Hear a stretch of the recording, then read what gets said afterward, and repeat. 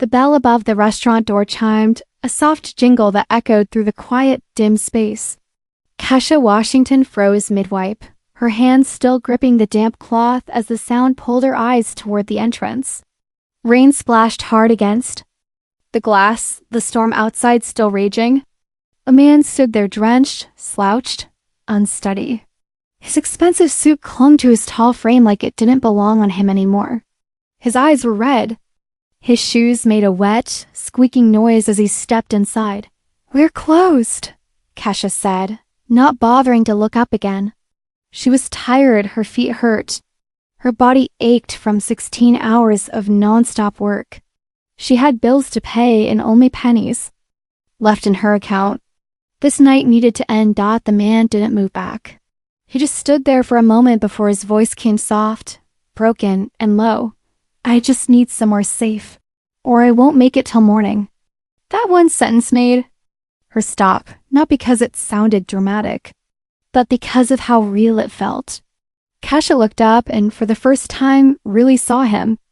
His hands were shaking. He looked like he hadn't slept in days. The rain had soaked through everything he wore.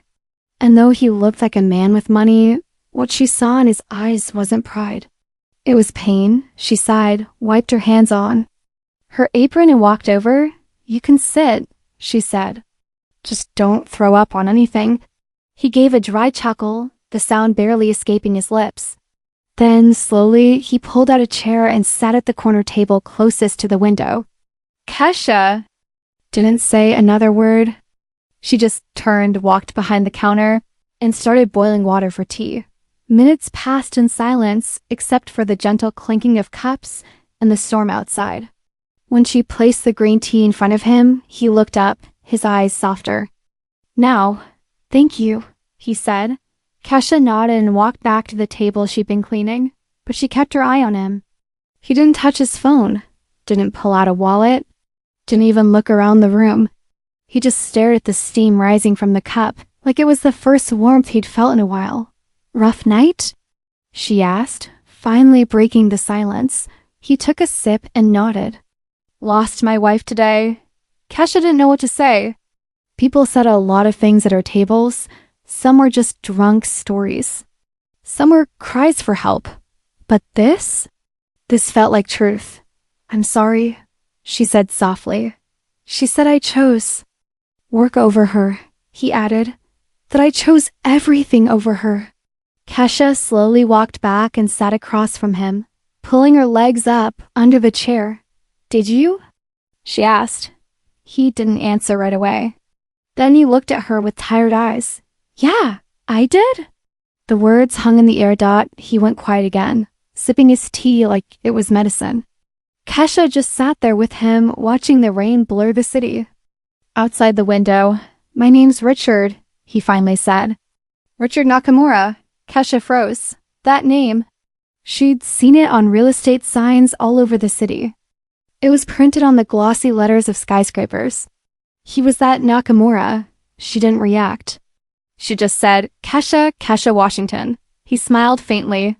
"Nice to meet you, Kesha." She tilted her head. "You came in here to get off the street, or were you going somewhere?" His hands tightened around the cup. "I was walking to the bridge." Kesha's breath caught in her chest. He didn't need to say anything else. That quiet pause between his words was loud enough. She stared at him and saw something more than wealth or sadness. She saw someone standing on the edge. "I saw your lights," he continued. "And I thought, maybe one more cup of tea before I go." "Well," she said, clearing her throat. "Lucky for you, I make a pretty mean cup of tea." He smiled, really smiled this time.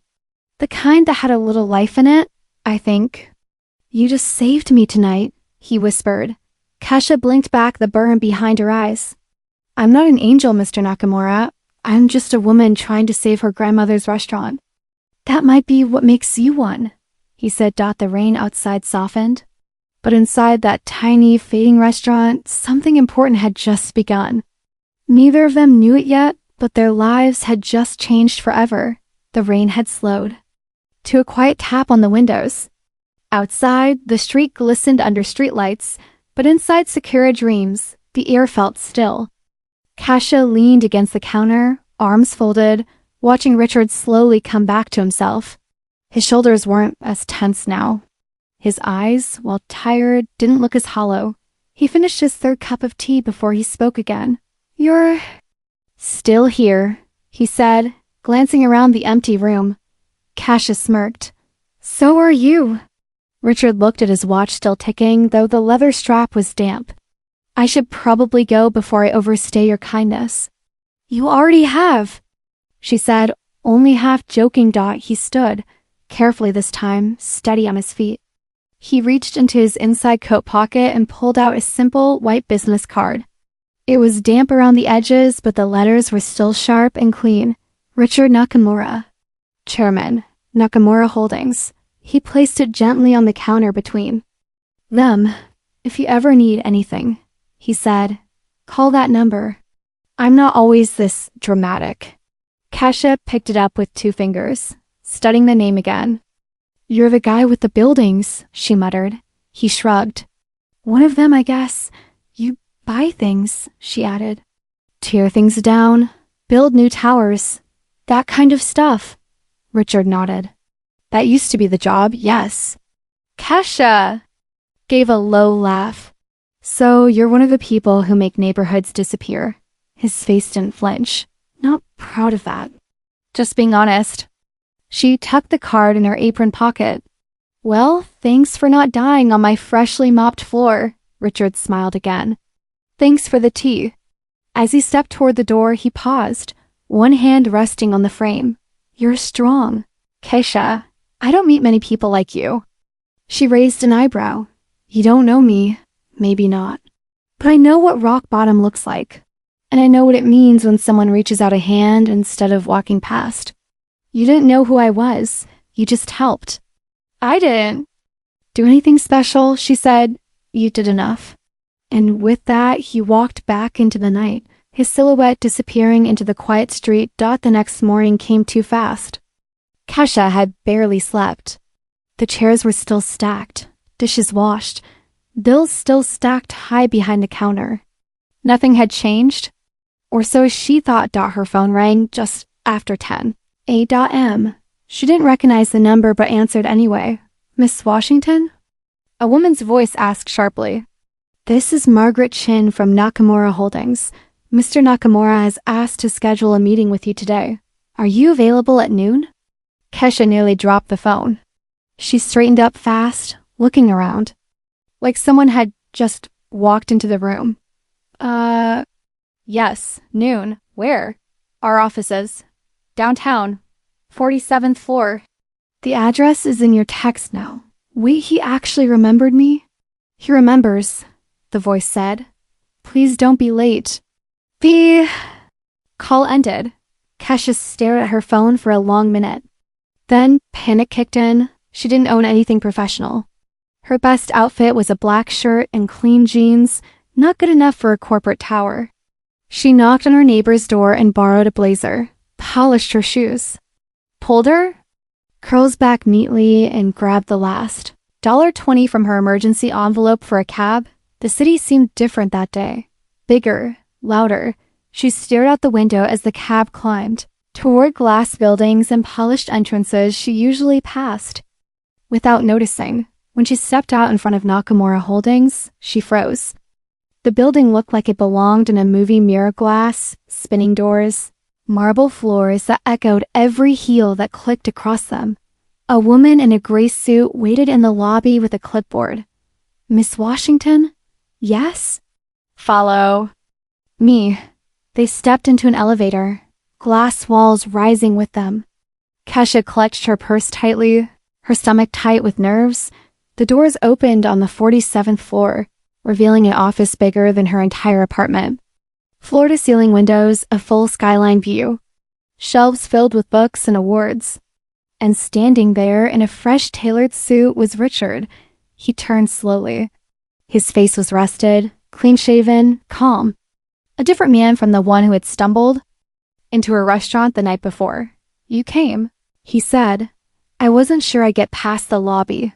Kesha joked, though her voice shook a little. Richard smiled. I'm glad you did. Please have a seat. She lowered herself into a leather chair across from him, feeling like she'd landed in another world. I meant what I said last night, he began. You saved me. Kesha shook her head. I didn't do anything. You gave me space when I needed it. You listened? That's more than most people would do. Okay, she said cautiously. So why am I here?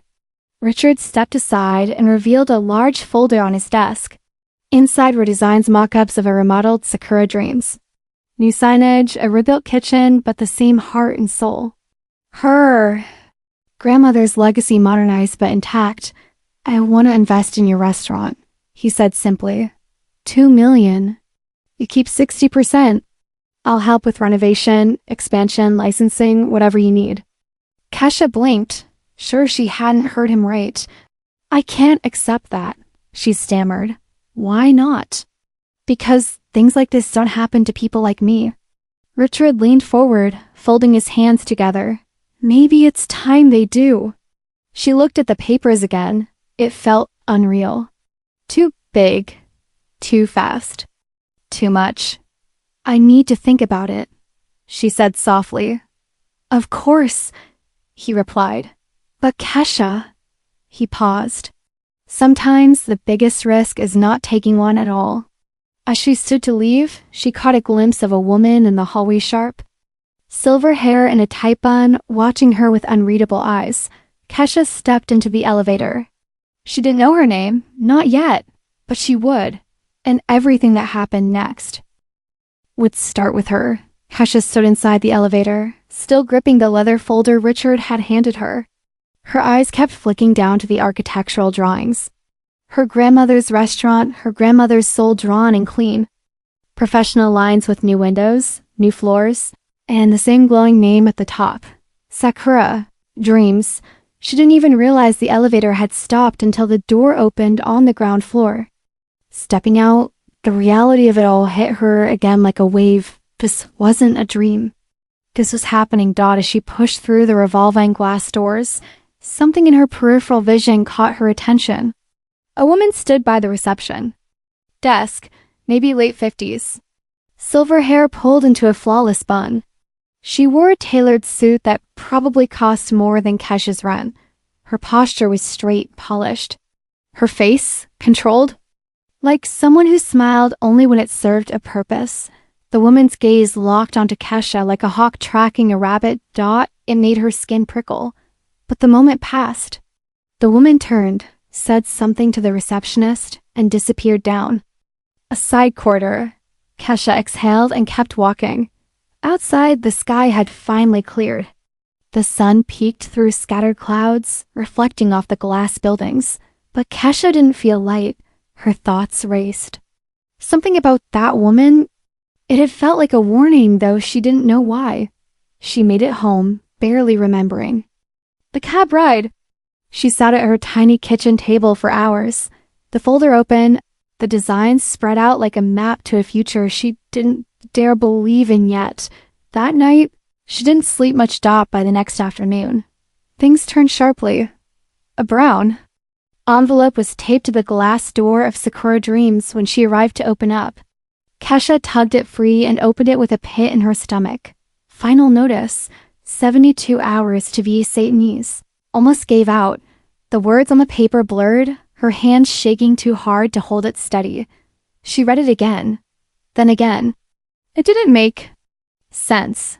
She wasn't behind on payments, at least not completely. She had worked something out with the property manager, David Kim. He knew her situation. He'd given her more time. This couldn't be happening. She grabbed her phone and called him right away. David?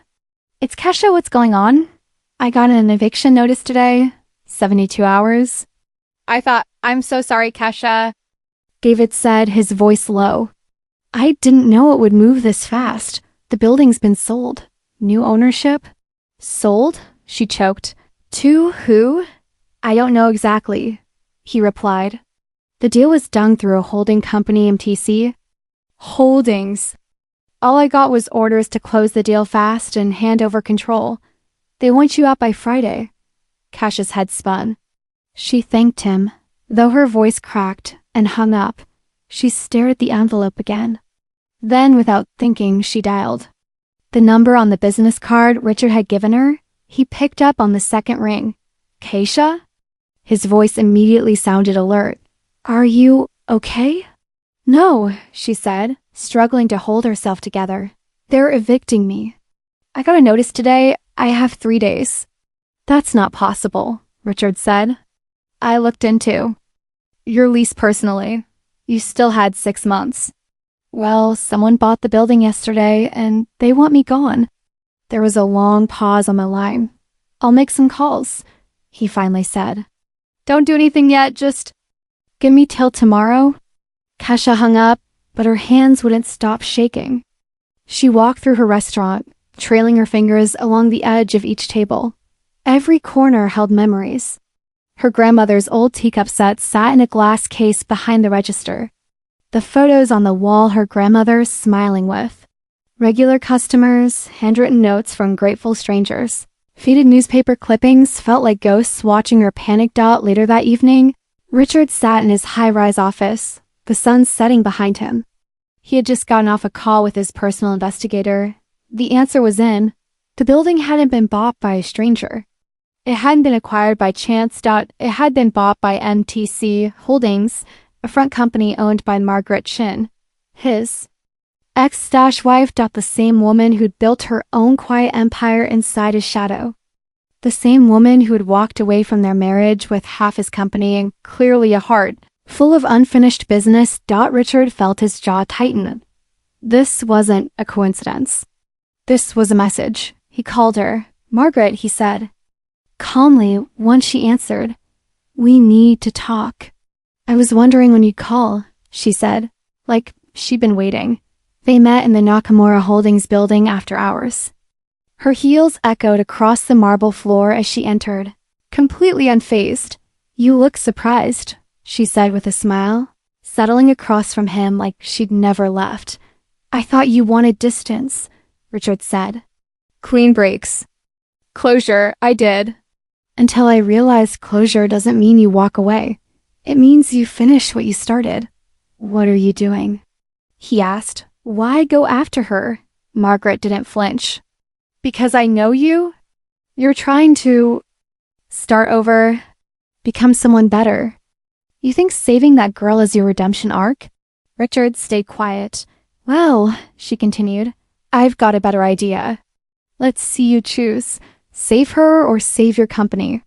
Because you can't do both. She stood, placed a legal folder on the desk, and turned to leave. Richard didn't open it yet.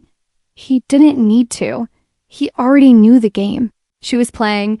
He just didn't know yet how to win, not without losing something, or someone he was no longer willing to lose. Didn't move. The file Margaret had handed him lay open across his desk. The legal language was sharp, cold, and precise, exactly how she'd always operated. It was a clause he had signed years ago, tucked deep inside their divorce settlement. A quiet clause with a loud consequence if he made any major investment over $1 million without full board approval. Margaret could call in her deferred equity. The payout? $50 million. Immediate. No payment plan. No extensions. No court debates. He had signed it back then to end the war, and now she was turning the knife. He sat back in his chair, rubbing his temples as the city lights blinked outside the glass wall behind him. He had spent his whole life making ruthless decisions, sacrificing people, feelings, sleep for numbers, deals, wins, and for the first time, the numbers didn't make sense. If he saved Kesha, the clause would activate. Margaret would demand the $50 million. The company wouldn't survive. That meant 300 employees, pensions, healthcare, all of it gone. If he didn't save her, the restaurant would die, her grandmother's legacy gone. A kind woman who had shown him compassion on the worst night of his life, left to collapse, and worse, she'd think he used her. The next morning, he stared at the phone for 10 minutes before dialing. She picked up after the second ring. Hello? Keisha, he said quietly. Can we talk in person? They met That evening inside Sakura Dreams. The lights were dim, the air thick with a scent of ginger and old wood. Tables were pushed to the side and cardboard boxes sat in stacks near the walls. It didn't look like a restaurant anymore. It looked like a memory being packed away. Kasia was sitting at the same table where they'd met. Her eyes were tired. She didn't get up. Richard sat across from her, holding a paper in his hands. I tried to stop her, he said. But the woman who bought your building, she's my ex-wife. Margaret Chen. Kasia's face didn't change. I figured, she said. She was in your building when I left. I remember her. Something about her eyes. I didn't know what she was. Planning, Richard continued. She's using you to hurt me? So this was never about helping me, Kasia said, her voice barely holding steady. It was always about revenge. No, Richard said quickly. It started like that for her, but not for me. I meant what I said. You saved my life. Kasia looked away. It doesn't matter. I'm losing the restaurant either way. It does matter, he said, reaching out, resting the file on the table between them. I can still help you. But if I invest the money she's trying to stop, I'll lose everything. My company, my employees, the foundation of my entire life. Kasia stared at him for a long time. Then slowly she pushed the file back toward him. Then don't do it, Richard blinked. What? Don't ruin 300 people's lives to save one restaurant. But it's not just a restaurant. Yes, it is, she said gently. And it's also my grandmother's dream. But she wouldn't want me to trade lives for it. Not even mine. Richard sat in stunned silence. Kasia took a slow breath. She always said, when life tries to drown you, you don't pull others under just to breathe. Richard's hands curled into fists on the table. So what then? We just let her win. Kasia paused. Then her voice changed quieter but sharper. Not win, but maybe we stop playing her game. He looked up. What do you mean? Kasia leaned forward. I've spent years trying to keep this place alive with duct tape and borrowed time. But what if we didn't save this place? What if we saved what it represents? You mean? She nodded. The recipes, the name, the spirit of it? What if it didn't live in these walls, but in something new? Something she doesn't own. Richard tilted his head. A pop-up? Kasia's eyes lit for the first time in days. Not just a pop-up. A resurrection. They began that night. Kasia spent the weekend documenting every part of the restaurant. She took photos of her grandmother's handwritten recipe cards, scanned old menus, and filmed short videos telling the story behind every dish. She interviewed longtime customers who had stories, first dates, anniversaries, last meals before goodbyes. Richard reached out to someone he hadn't spoken to in years. James Yamamoto, the man who ran Yamamoto Industries, a quiet culinary empire with deep roots and deeper value. It was still dark when Kasia arrived at the community center kitchen. The air smelled like fresh ginger and soaked rice. Her hands were shaking, but her eyes were clear. This wasn't just about saving a restaurant anymore. It was about fighting. For something that couldn't be bulldozed heritage, volunteers trickled in slowly. Some were old friends. Others were strangers who had seen her story online. By 7 a.m., folding tables were lined up, gas burners were lit, and pots of broth were simmering on every stove. A hand-painted sign out front read, Sakura Dreams lives here. Pop-up. One day only, and under it in smaller letters, someone had added, because some things can't be bought. Kasia looked around, barely believing what was happening. Customers started lining up before sunrise. Locals from the neighborhood, old regulars, and even tourists who'd read about the story online. A young couple in their 20s waited with flowers. A grandmother brought her grandson. A man in a chef's coat asked if he could help cook. The energy was electric. Every dish they served came with a story about her grandmother, about resilience, about love passed through food. The ramen wasn't just food. It was memory, survival, A quiet rebellion against a world that said success only came in suits and skyscrapers. By noon, the line wrapped around the block. Back at Nakamura Holdings, Margaret Chin sat in the boardroom, tapping her manicured nails against the oak table. She was expecting Richard to walk in defeated, offer her a quiet concession, maybe even beg for more time. She liked watching men beg, especially powerful ones who had once forgotten her name on their calendar. But Richard was late. He was always early, always precise, always predictable. Until now. Across the city, Richard stood inside a small food tent behind the community center, wearing a borrowed apron and watching Kesha move like a storm of focus and grace. She didn't bark orders, she inspired motion. Her sleeves were rolled up and her curls were tied back with a faded red scarf. Her hands moved with memory, her eyes with fire. "You okay?" he asked. She didn't stop stirring. "Do I look okay?" "You look like your grandmother would be proud." That made her pause. She didn't turn around, just whispered, "I hope so." Richard took a step closer, holding up his phone. The video has over 600,000 views. Local news, food blogs, even a Japanese newspaper picked it up. Kesha blinked. "What?" He smiled. "You're not just trending. You're being remembered." A tear escaped before she could stop it. She wiped it with her wrist, sniffed once, and turned back to the pot. "Then we better not run out of broth." At that moment, Richard's phone buzzed again. It was James Yamamoto. "Done?" The message. "Read. The building's yours. Or rather hers. Margaret's out." Richard let out a breath he didn't know he was holding. The quiet victory settled in his chest like warmth. They hadn't just dodged Margaret's trap. They had turned it inside out. Later that night, the last bowl was served to an elderly man who'd once eaten at the original Sakura Dreams every Sunday. He hugged Kesha like she was his daughter. "You brought her back," he whispered. "Even? Just for today, you brought her back." Kesha cried in the kitchen. Not because she was tired, though she was exhausted, but because she finally understood something. She hadn't lost the restaurant. She carried it forward.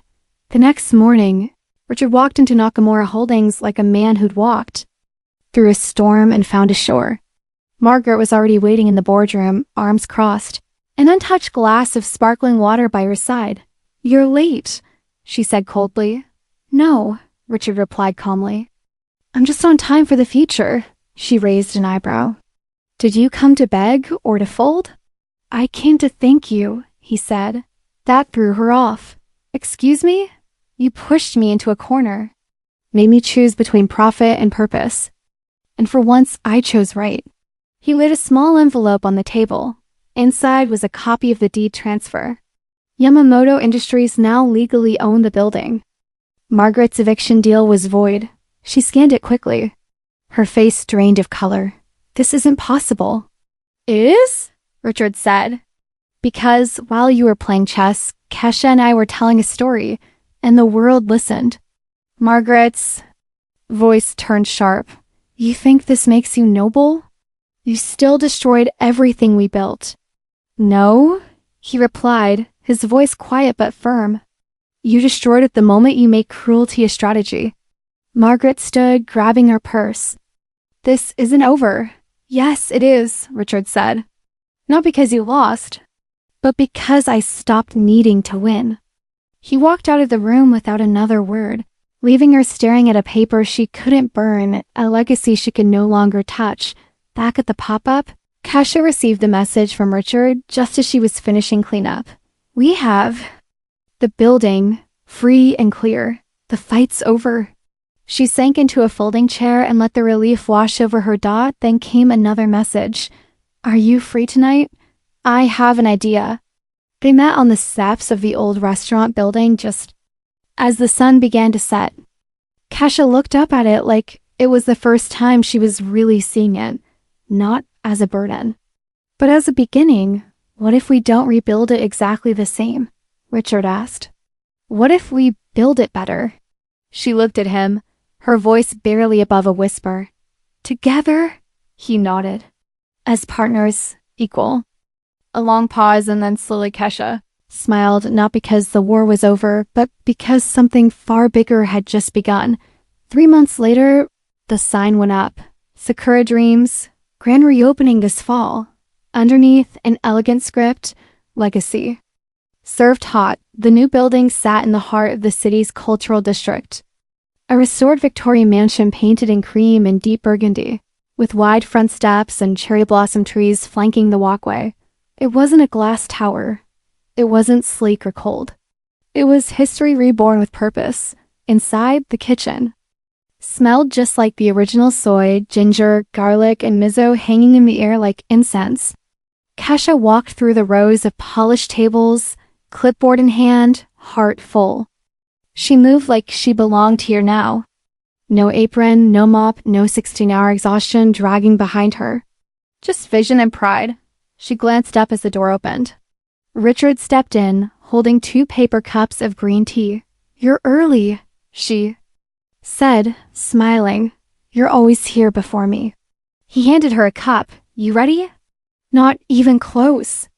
But she was smiling when she said it. Over the past months, they'd worked side by side, not just building a restaurant, but shaping a story. Richard had stepped back from the corporate battlefield. No more boardroom wars. No more late night mergers. Instead, he'd started something quieter, the Sakura Dreams Foundation. A fund for struggling family-owned businesses, especially the ones that banks had, long written off as unscalable or too sentimental. Kesha co-directed the foundation with him while also leading the restaurant's revival. Between interviews, investor meetings, and menu testing, she still found time to tweak her grandmother's recipes. She always said food was love made visible. Now it was also powerful. But behind the joy, Margaret Chin was still out there. She hadn't shown her face since the failed takeover, but her absence didn't mean defeat. Richard had learned the hard way that Margaret didn't shout when she moved. She waited, calculated, and struck when he forgot she existed. That day, as they finished reviewing supplier contracts in the back office, a delivery man appeared with a thick envelope. Kesha opened it. Her smile vanished. It wasn't about the restaurant. It was a legal summons. For Richard. She handed it to him without a word. He read it slowly, his face calm but pale. "What is it?" she asked. "She's suing Annie," he said, claiming breach of fiduciary duty. "She says I diverted company assets for personal projects." Kesha froze. The foundation? She's calling it a vanity project. Says I use company funds for private emotional gain. "But that's not true," Kesha said. "You sold your personal shares. You funded it yourself." "She knows that," Richard said. "But if she convinces the court otherwise, the board might believe her. So she's not after money this time." "No," Richard said. "She's after credibility. She wants to prove I'm not the man I'm pretending to be." Kesha sat back, stunned. Can she win? Richard didn't answer right away. Instead, he looked out the window. "I've made a lot of mistakes," he said softly. "Some of them with her. Some of them alone. I've cut corners. I've ignored people. I've pushed through deals that shouldn't have happened. But not this one. No, not this one." Keisha's voice was steady now. "Then we fight. We go public, we show the receipts, the donation papers, the transfer logs, everything." Richard nodded slowly. "There's just one problem." "What?" "She's not attacking the foundation. She's attacking you." Kesha's eyes widened. "Me?" Richard handed her a second document. Her name was on the front page. "She's claiming I manipulated you, that you're a pawn in an emotional scheme. She's calling you a strategic prop meant to distract from my business failures." Keisha blinked, stunned. "So now I'm not real? I'm just a performance." "It's not about the truth," Richard said. "It's about making enough noise to shake everything." She stood, crossing her arms tightly. "Let her try." Richard looked at her, really looked. She wasn't the same woman who had been scrubbing dishes late into the night. She had changed. grown. She had learned to hold her ground not just for her family's dream, but for herself. That night, Kesha went home to her quiet apartment, but sleep didn't come. She sat at her table with the legal document in front of her, trying not to cry, not because she was scared, but because she was tired of people with power rewriting other people's stories. She remembered her grandmother's hands, how they would shape dough slowly, patiently, with strength hidden behind softness. She remembered what her grandmother once said: people will always try to tell you who you are. You just keep cooking. They can't erase what's real. The next day, Kesha called a press conference. She didn't wear a designer suit. She wore her grandmother's old chef coat, the sleeves still a little too long. She stood in front of a group of cameras and reporters and said, calmly, "My name is Kesha Washington. I'm not a prop. I'm not a pawn. I'm a daughter, a cook, and a builder. My grandmother started a restaurant with her bare hands and no money. I'm standing here because a man chose to invest in kindness over profit. That's not fraud. That's change. And if this is what the old world calls weakness, then maybe it's time we build a new one." The speech went viral. People rallied behind her. Business leaders, chefs, customers, city officials. They reposted her words, shared their own stories of being underestimated. Overlooked, rewritten. Margaret Chin released a statement the next day. Cold, defensive, full of jargon.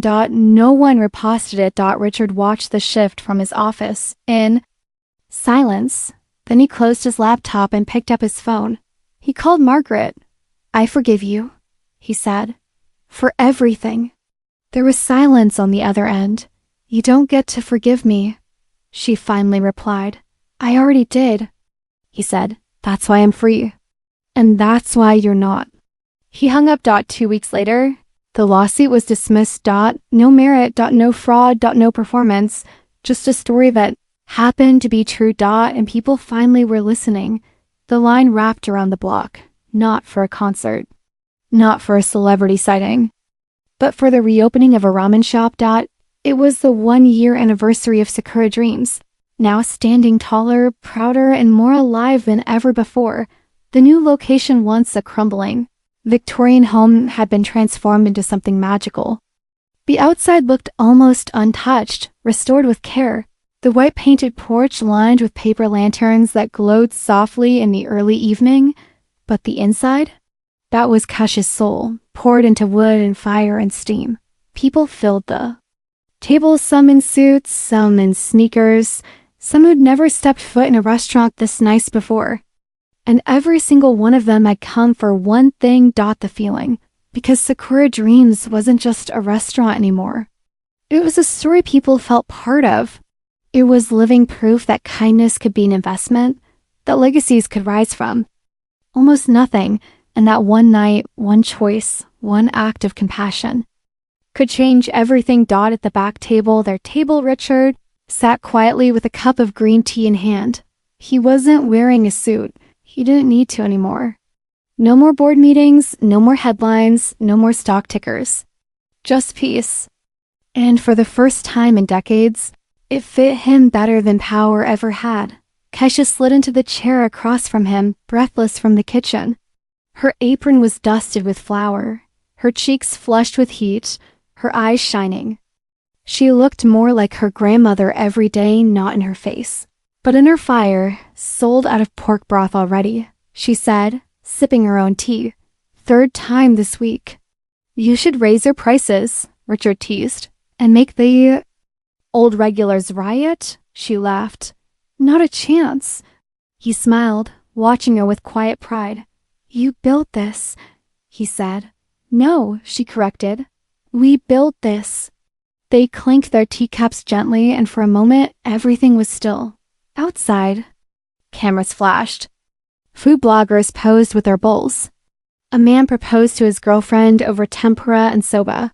But in here, at this table, the world felt calm. "You ever think about that night?" Kesha asked, her voice softer now. "The rain?" Richard nodded. "More than I should. You look so lost." "I was." Kesha looked down at her tea. You scared me. Richard blinked. I did. You weren't just drunk. You looked done. Like you didn't care if you woke up the next day. He exhaled slowly. I didn't. Kesha met his eyes. But you did. You walked in instead of walking off that bridge. And look what came after. Richard nodded. I used to think I was building towers. Turns out I was just climbing ladders. To nowhere. What changed? She asked. You. That night. You didn't see a billionaire. You saw a person. And I realized they hadn't been seen like that in years. She smiled. You weren't exactly humble. I was broken, he said. But no one saw that. Not even me. They sat in silence, sipping tea. The soft clink of dishes filled the space between words. You know, Kesha said, leaning back, my grandmother used to say that food was love made visible. I believe it now. She'd also say... Kesha paused, smiling. Regrets are just lessons you haven't learned yet. Richard chuckled. Then I've been in school a long time. Kesha turned serious. Do you regret it, giving up your company, your empire? He thought for a moment, then looked her in the eye. I regret not learning the right things sooner. But I don't regret this, any of it. She reached across the table, her fingers brushing his. Me neither. Months passed. Sakura Dreams expanded to 2 new locations, one in Brooklyn, the other in Los Angeles. But no matter how popular it got, Kesha refused to franchise. She wasn't chasing empires. She was building communities. The Sakura Dreams Foundation funded over 30 small, family-run businesses across the country: flower shops, tailors, bookstores, corner delis. The goal wasn't to make money. It was to make sure other people didn't have to lose everything just to survive. Richard sold half of his remaining assets and donated the rest. He called it a long overdue act of balance. Some people thought he'd lost his mind. Others called him a hero. He just called it peace. As for Margaret Chin, she disappeared from the spotlight. MTC Holdings dissolved quietly. Rumors spread. She moved to Seattle, started a catering company. She never reached out again. But one day, a small envelope arrived at the restaurant. Inside was a check. Amount $10,000 memo. For new beginnings. It wasn't signed. But Kesha knew who it was from. She didn't cash it. Instead, she framed it and hung it in the hallway by the kitchen.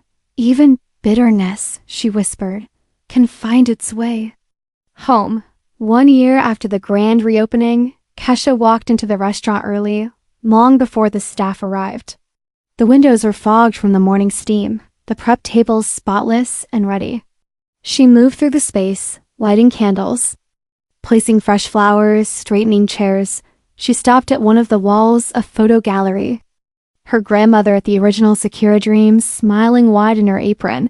Keisha at the pop-up, handing out ramen. Richard beside her, sleeves rolled up, handing out bowls like a kid at summer camp. Underneath it all, a small plaque read, built with love, rebuilt with courage. She wiped away a tear. Behind her, the door creaked open. It was Richard. No fanfare. No press. Just him. I figured you'd be here, he said. She turned, smiling. Want some tea? He nodded. Always. They sat once again at their table. No papers, no contracts. Just peace. Regrets?